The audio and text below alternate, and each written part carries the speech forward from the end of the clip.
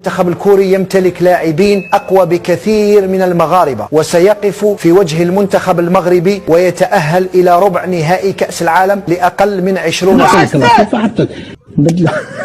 المنتخب المغربي سيواجه المنتخب الكوري. المغربي تعبوا كرة القدم، إقصاء الفريق المغربي مستحق. المنتخب الكوري يطمح العبور لأنه أبان على إمكانيات كبيرة، وفريق عنده فرصة طلع باش يتأهل الدور الثاني ويوجد في الويتيام دو فينال، على بالو ما لازمش يرهق روحه.